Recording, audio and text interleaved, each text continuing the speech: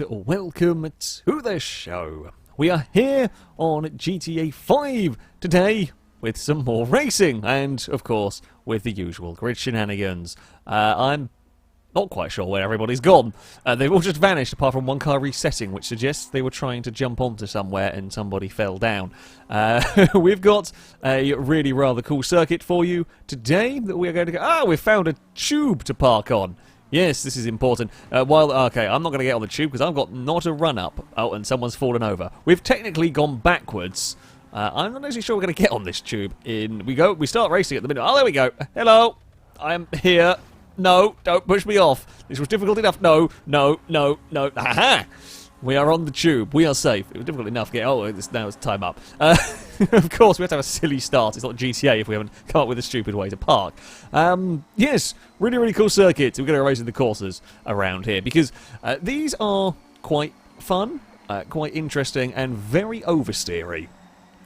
Very oversteery indeed. And then there is one particular element of this track, shall we say, that is rather unique and quite challenging, about to appear any second now. This part circuit, good fun.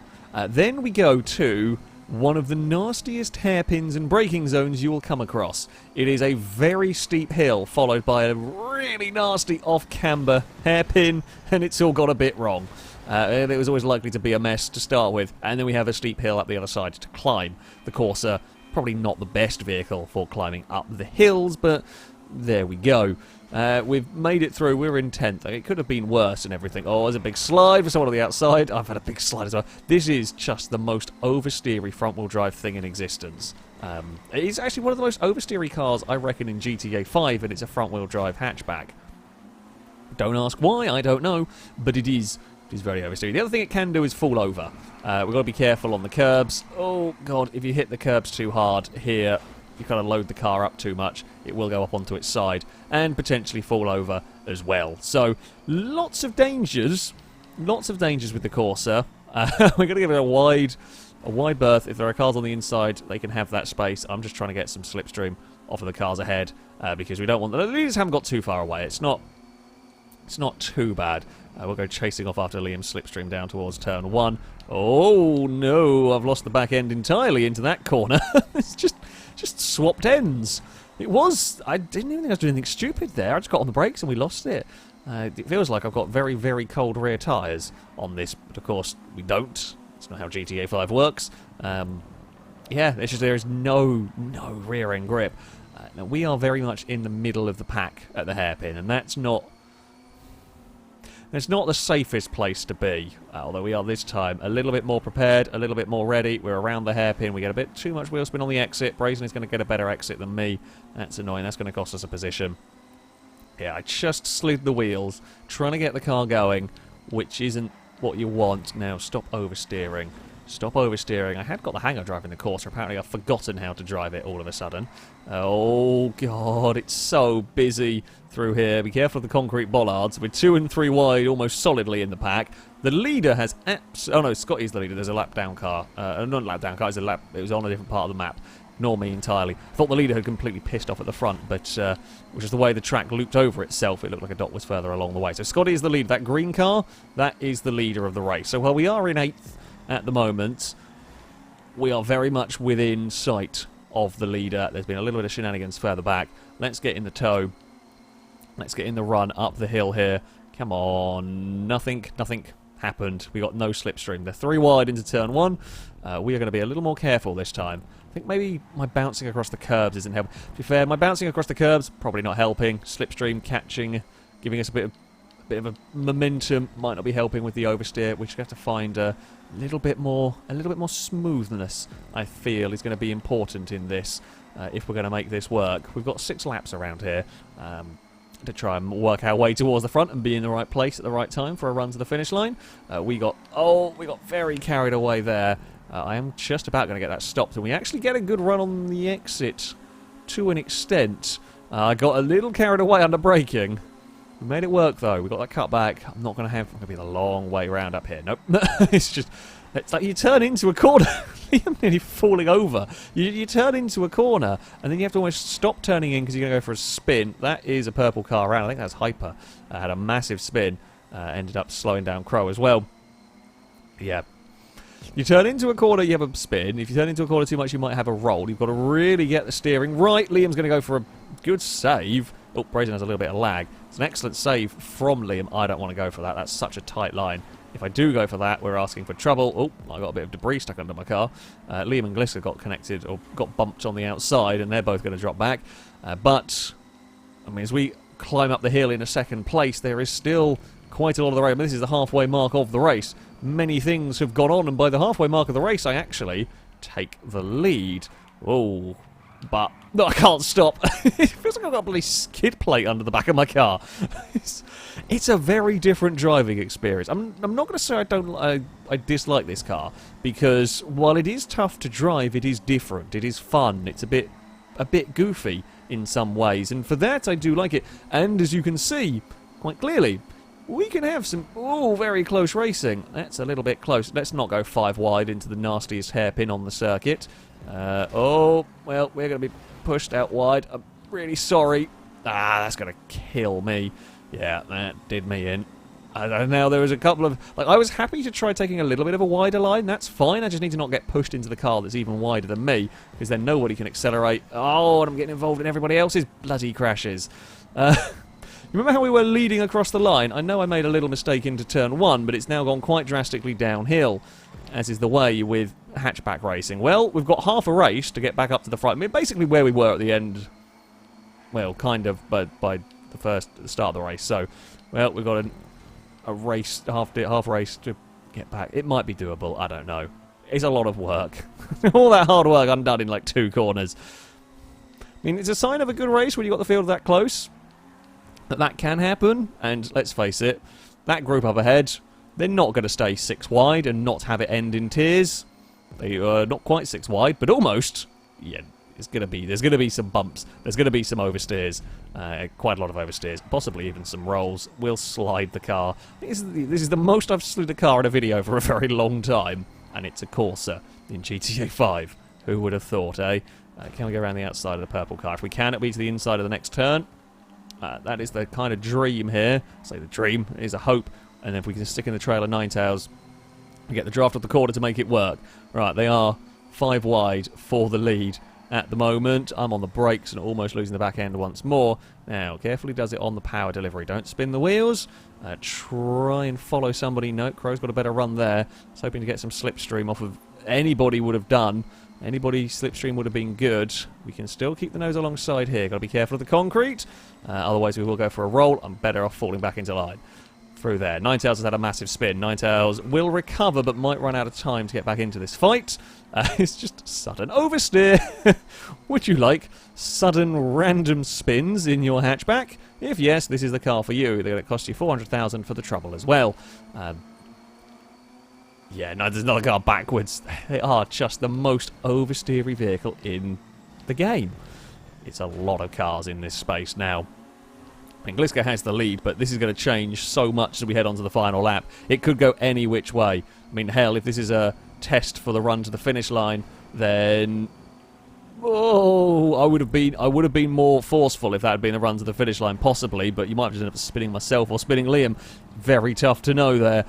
This is going to be manic. It's 3-4 wide through these corners. I'm going to be on the outside here. Oh, and collision started that ended up getting Brazen spat out the backwards.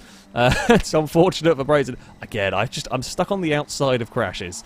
And the crashes I have no part in, essentially. They go on irrelevant to my car, but we just get affected on the outside of that. Scotty's not stopped down the bottom. Scotty's gone for a big roll on the final lap. That will probably put the green car you're not as far back as I thought from that roll. That was just got carried away with the slipstream trial. Amazingly, for such a big crash, didn't cost anybody all that much time other than Scotty themselves, because that is a big accident to have down there. Liam got tangled with Hyper. Hyper's actually recovered quite nicely from all of that as well. It's given Gliska the lead. Me and Crow are still kind of just panicking, clinging on in the midst of this, just desperately trying not to be involved in someone else's crash. Oh, I might have moved across. I thought I was clear. I might have moved in a little bit too much on that one. Is there a gap I can put my car in? Somewhere here? I almost don't want to. There's so much moving around going on. There's so much moving around. It's such a nasty bit of road. Trying to get this worked. Oh, I've got out of the draft. We are going to be stuck. Oh, no. No, come on.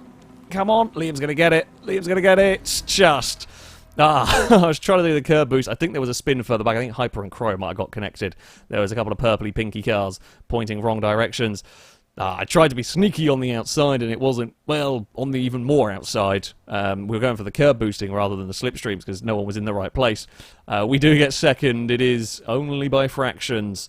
I mean, the gap between third and fourth, that was tiny. In the end, yeah, it was very unlucky. Crow was incredibly unlucky. I think I was going to big off, and dumped. Hyper fell down the order as well. What a mad, mad race that one was. What an absolutely bonkers race. We get second in the end. There was a lot of ups and a lot of downs. Fantastic. Fantastic fun. The Corsas are very unusual to drive. So, our next vehicle our second vehicle to run around here is the new Outlaw. It is essentially your Polaris Can-Am Maverick style buggy. This probably not the normal location of choice, shall we say, for such a vehicle, but this is a wonderful track and this should be pretty good around here, to be honest. Oh, hello. That was a slipstream bump and a half. I mean, the good news is I didn't get murdered as such. We didn't ping off wildly out of control like some collisions do, and that was a fairly heavy hit. So maybe slightly better collision physics in this than we had with the aerial nomad thing. I can't remember what it's called.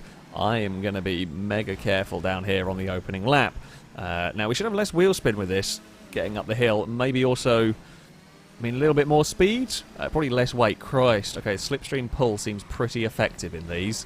Not going to lie. I have not driven this until right now, so don't know a damn thing about it. At least I was mildly prepared for the Corsa, having driven the Corsa in races before. Oh! Bloody hell. Okay, this feels like it's got crazy slipstream powers again. Now, that might be because it's not very fast in a straight line on its own. Look at it go!